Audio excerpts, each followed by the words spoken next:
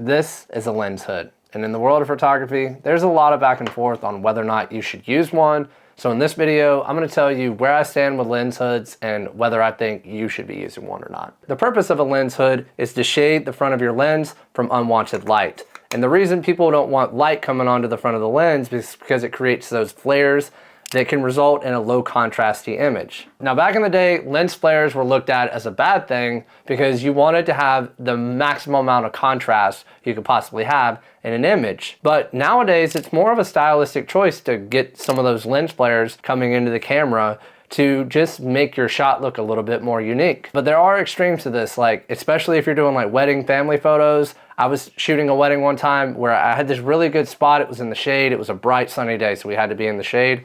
But I was standing just on the other side of where the barn was, so I was just outside of the shade, and I had sun coming across the front of the lens. Like, you couldn't hardly see anybody in these large group photos. So in that moment, I had to use a lens hood. Another reason you might walk around with a lens hood on your camera is because it protects the front of your lens. If I were to just set this down, I don't have to worry about the front of my lens getting scratched. And especially if I'm someone that's not really interested in getting flares in my shots, then I might walk around with this on the front of my lens. You have two different types of lens hoods. You have prime lens hoods, which just go into the front of the lens and they're just like a circle like so.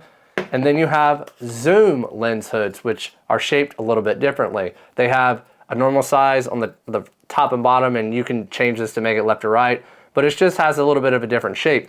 And it goes on the exact same way, but the reason it's shaped differently is because you can zoom in to different focal lengths. And if it was just a regular circle, you would have some vignetting whenever you tried to zoom in and take a shot. These days I have more of a run and gun style, so if I find myself in a situation where I could definitely use a lens hood and I don't have a lens hood on me, then I'm just simply going to try to put my hand over the front of my lens and see if I can get rid of it that way.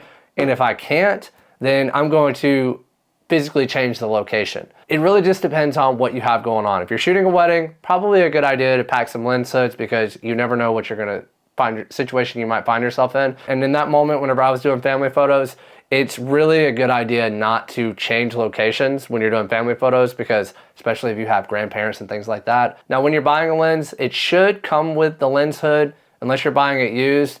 And if that's the case, they don't have the lens hood come with the lens.